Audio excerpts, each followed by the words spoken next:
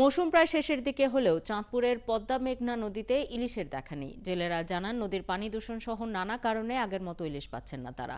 চাঁদপুর মৎস্য বণিক সমিতি জানায় মৎস্য অবতরণ কেন্দ্রে এখন গড়ে প্রতিদিন ৩০০ থেকে ৩৫০ মণ ইলিশ আসছে।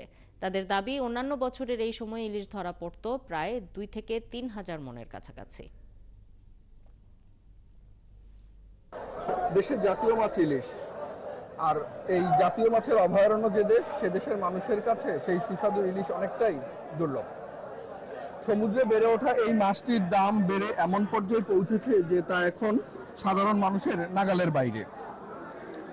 মৌসুম এখন শেষের দিকে, একই সঙ্গে উজান থেকে বন্যার পানি আসায় ইলিশ কম পাওয়া যাচ্ছে। ফলে চাহিদা অনুযায়ী যখন মাছ কম পাওয়া যাচ্ছে তখন ইলিশের দাম বেড়ে যাচ্ছে। তবে ক্রেতারা ইলিশের মূল্য বৃদ্ধির জন্য দায়ী করছেন ব্যবসায়ীদের সিন্ডিকেটকেই। গত সরকারের সময় পাশের দেশ ভারতে রপ্তানি হতো বলে অজুহাত দেখাতেন ব্যবসায়ীরা, কিন্তু এখন রপ্তানি বন্ধ। তারপরেও কেন কমছে না ইলিশের দাম, সবার মনে এই প্রশ্ন। বৈধভাবে ইলিশ রপ্তানি বন্ধ থাকলেও অবৈধ পথে ইলিশ পাচার হয় এমন অভিযোগ করেছেন অনেক ব্যবসায়ীরা। ফলে ইলিশের দামের ক্ষেত্রে এর সুফল পাচ্ছেন না ক্রেতারা। চাঁদপুর মৎস্য অবতরণ কেন্দ্রে এখন গড়ে প্রতিদিন ৩০০ থেকে ৩৫০ মণ ইলিশ ধরা পড়ছে বলে জানিয়েছেন ব্যবসায়ীরা। তাদের দাবি যে গত বছর এই সময়ে বা আরো ১-২ বছর আগে এই সময়ে ইলিশ ধরা পড়তো প্রায় ২ থেকে ৩ হাজার মণ, যা এখন গড়ে কমে এসেছে। তো তাদের দাবি যে প্রতি বছরই গড়ে ৫০% ইলিশ কম ধরা পড়ছে, আর এই কম ধরা পড়ার কারণে ইলিশের দাম বেশি, এবং তারা আশঙ্কা করছেন যে এই কমে আসাটা দিনে দিনে আরো বাড়বে। অন্যান্য এলাকার মতো ইলিশের ভরা মৌসুম চললেও পটুয়াখালীর কলাপাড়ার আলিপুর ও মহিপুর মৎস্য বন্দরেও ইলিশের আমদানি কম এবং সেই এলাকায় এ কারণে ইলিশের দামও বেশি। আরও খবর নিয়ে আমাদের সাথে যুক্ত হচ্ছেন সহকর্মী মিলন কর্মকার রাজু।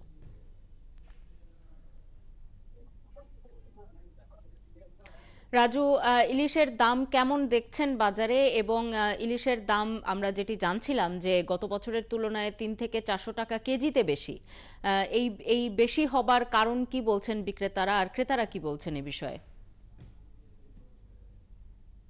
ধন্যবাদ শাহ।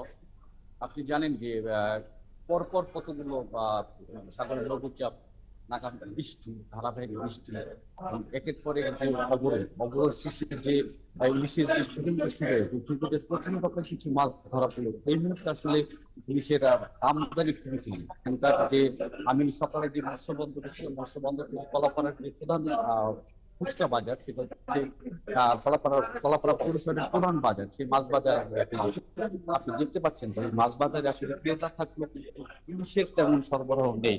এখানকার বিক্রেতারা যে বিষয়টা আমাদের জানাচ্ছেন, তারা বলছেন যে ইলিশের আমদানি কম। এই কারণে যে যেখানে প্রতি বছর গত বছর যে ইলিশের ১৩০০ থেকে ১৪০০ টাকা কেজি দরে যে মাছ বিক্রি হয়েছে, সেই মাছ কিন্তু এখন বিক্রি হচ্ছে ১৭০০ থেকে ১৮০০ টাকা, এবং ১ কেজি যে নিচের মাছ, সেই মাছ কিন্তু বিক্রি হচ্ছে এই মুহূর্তে ৮০০ থেকে ৯০০ টাকা। এখানকার যে বিক্রেতারা যে বিষয়টি জানাচ্ছেন, তারা বলছেন যে মাছের আমদানি এই মুহূর্তে খুবই কম, এবং গত ১ সপ্তাহ ধরে কিন্তু মাছের আমদানি কম। আপনি জানেন যে গত ১ সপ্তাহ ধরে যে পরিমাণ বৃষ্টি হয়েছে, সেই বৃষ্টি হয়েছে এই বছর মাছ পড়ার কথা ছিল, কিন্তু অমাবস্যার পূর্ণিমা শেষে কিন্তু সেই জন্য মাছ ধরা পড়তেছে না।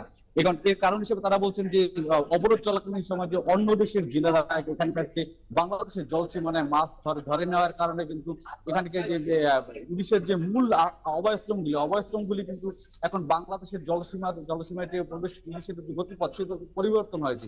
আপনি জানেন যে ক্লাইমেট চেঞ্জের কারণে কিন্তু পটুয়াখালীর যে নদী বন্দরগুলো, যেগুলি যে আসলে ইলিশের ক্ষেত্র ছিল, সেই ইলিশের যে অভয়াশ্রমগুলো কিন্তু আসলে নষ্ট হয়ে যাচ্ছে। এখানকার নদীর নিষ্কম আমাদের মূলত এই কলাপাড়ার দুটি মৎস্য বন্দরকে কিন্তু এখন সমুদ্রের মাছের উপরে নির্ভর করতে হচ্ছে। এই সমুদ্রের মাছের উপরে নির্ভর করার কারণে কিন্তু এখানকার যে মাছের বাজার চলতে। আপনি তার একটা তথ্য জানিয়ে রাখি, সেটা হচ্ছে যে আপনি জানেন যে বাংলাদেশের সবচেয়ে বড় মৎস্য ক্ষেত্র হচ্ছে কলাপাড়ার আলিপুর এবং মহিপুর। এই দুটি মৎস্য বন্দর থেকে যে পরিমাণ মাছ বাংলাদেশের বিভিন্ন বাজারে এখান থেকে চলে যায়, এই কারণে কিন্তু স্থানীয় বাজারগুলিতে কিন্তু যে মাছের যে আমদানি, সেই মাছের আমদানি কম থাকে। এখানে কিন্তু স্থানীয় ব্যবসায়ীদের প্রতি স্থানীয় ব্যবসায়ীদের কিন্তু চড়া মূল্যে ইলিশ কিনতে হয়। আপনি এখানকার যে ক্রেতারা যে বিষয়টা আমাদের জানিয়েছেন, তারা বলছেন যে এই মৌসুমে আসলে ইলিশের স্বাদ অনেকেরই পাওয়া সম্ভব হয়নি। এর কারণ হিসেবে তারা যে বিষয়টি বলছেন যে একজন একটি মধ্যবিত্ত পরিবারের পক্ষে 1700-1800 টাকা কেজি দরে ইলিশ কেনা আমাদের এখানে অসম্ভব হয়ে পড়েছে। এই কারণে কিন্তু অন্যান্য যে মাছ, অন্যান্য মাছের তারা উপরে কিন্তু নির্ভর করতে হচ্ছে।